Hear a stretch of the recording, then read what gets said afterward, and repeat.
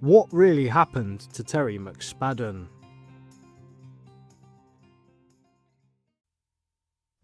Welcome to Vanished Voices UK, your new favourite spot for curious missing persons cases, true crime stories, and in-depth investigations.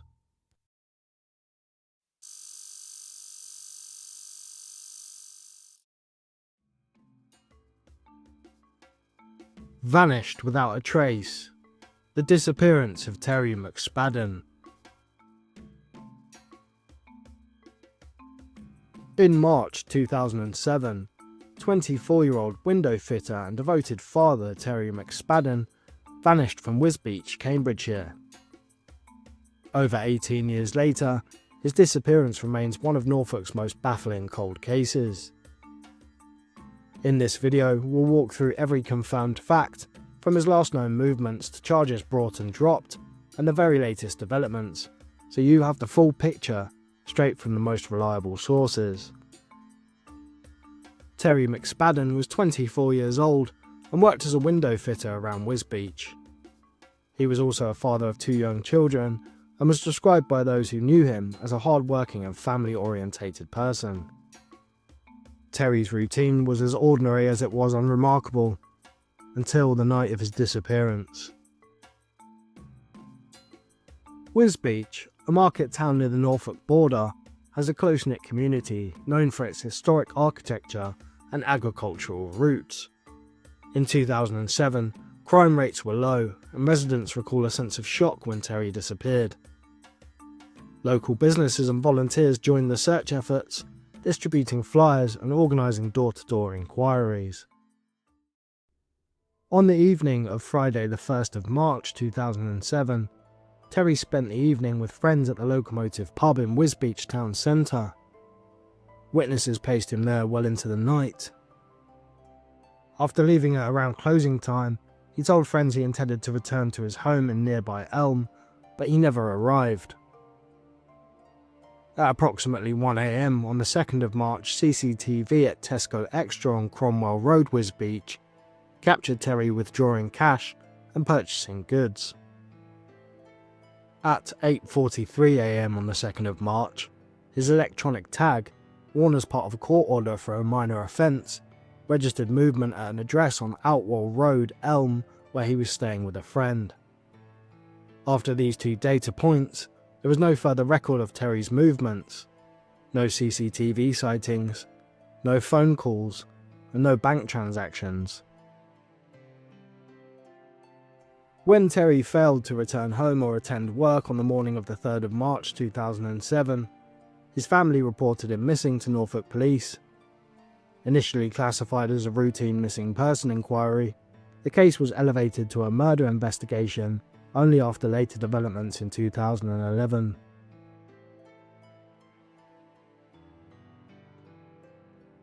In November 2012, Jonathan Porter, Terry's then housemate, was charged with his murder. On the 8th of March 2013, a judge dismissed the charges due to insufficient evidence. On the 9th of November 2016 at the inquest, the Norfolk coroner returned an open verdict, concluding Terry probably died on or around the 2nd of March, but with no definitive cause or circumstances. These legal steps, charge, dismissal and open verdict, underscore the lack of hard evidence in Terry's case, despite repeated efforts. Some unusual aspects of the inquest included that Terry's phone had been active for 2 to 3 days after he disappeared, and that someone had been sending messages from it. The inquest also heard that 2 weeks before his death, Terry reported waking up encased in bubble wrap or cling film, leaving him feeling scared. He was cut free from the wrap by Jonathan Porter, but there doesn't seem to be much more information available for this strange incident.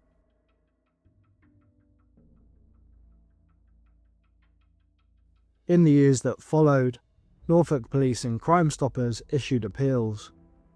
On the 27th of February 2014, a £5,000 reward was offered for information leading to a resolution.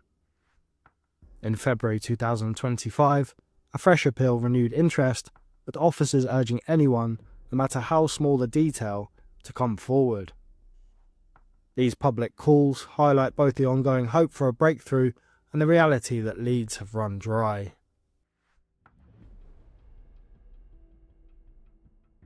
With the cold hard facts laid out, investigators and armchair detectives alike have floated several theories to explain Terry McSpadden's disappearance.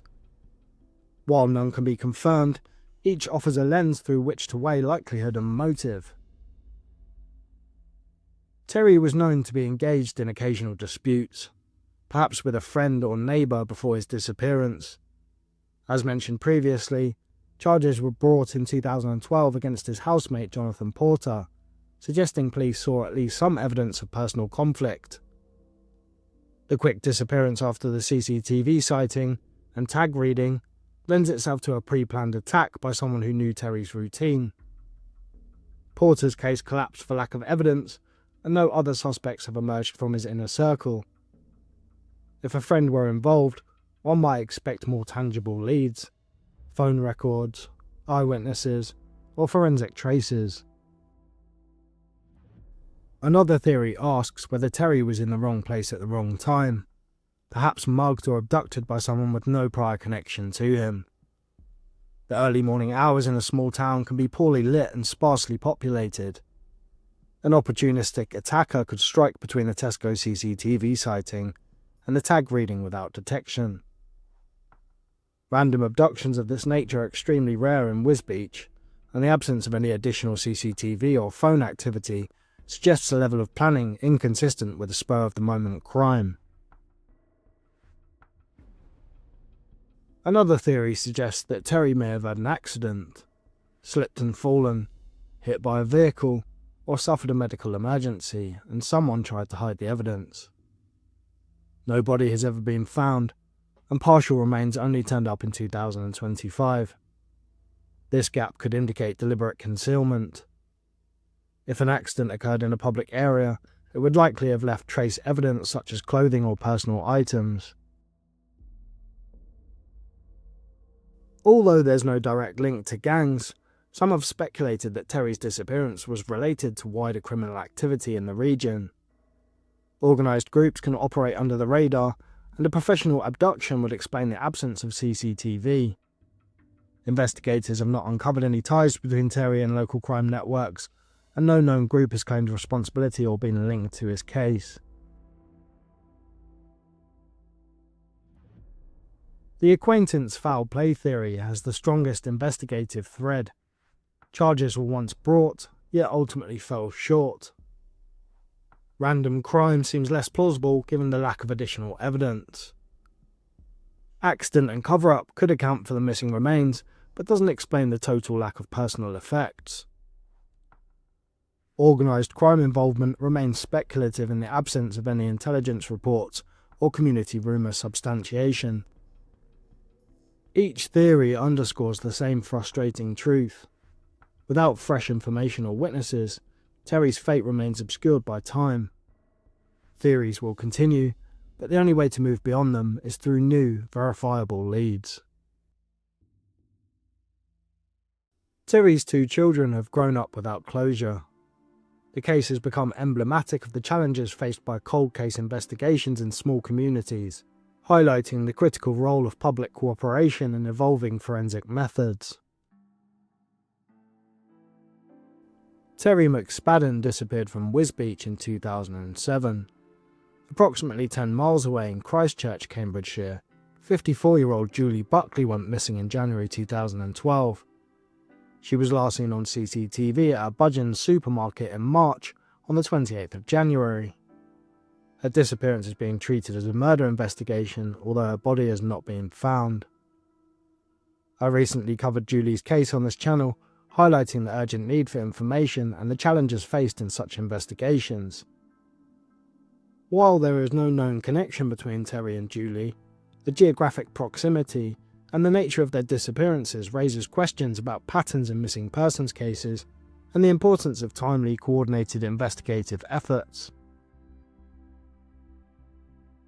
As mentioned briefly before, on the 18th of May 2025, a member of the public discovered partial human remains in a field off Lynn Road, Walton Highway, just outside Wisbech. Norfolk Police have confirmed that forensic testing is underway to establish whether these remains are Terry's. This is the first physical evidence to emerge in nearly 2 decades, offering cautious optimism that answers may finally come, but requiring meticulous scientific confirmation. There are many unanswered questions in Terry's case. Some of those include: why did his tag stop showing movement after 8:43 AM? Where is his mountain bike, and what could it reveal? Is there mobile data and/or forensic evidence yet to be reanalyzed with fresh technology? In summary, these are the key, verified facts of Terry's case. The 24-year-old window fitter and father disappeared from Wisbech in March 2007. He was last seen withdrawing money on CCTV at Tesco at around 1 AM on the 2nd of March. His electronic tag stopped sending any signals at 8:43 AM on the 2nd of March. He was reported missing on the 3rd of March. In 2012, his housemate was charged with Terry's murder, which was subsequently dismissed in 2013. The inquest in 2016 ended up with an open verdict, meaning that they were unsure of how Terry had passed away. There were new reward appeals in 2014 and 2025. And partial remains were found on the 18th of May 2025, and while testing is ongoing, it seems likely that it will be Terry.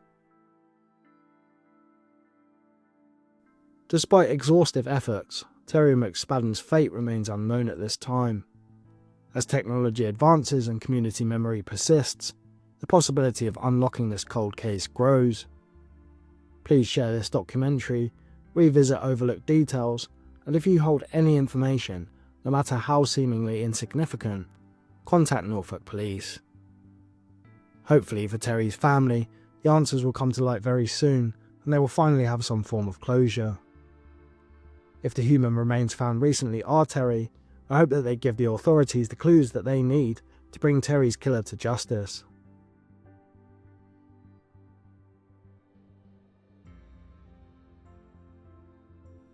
As always, thank you for watching. Stay safe, stay vigilant, and remember, every missing person deserves to be found.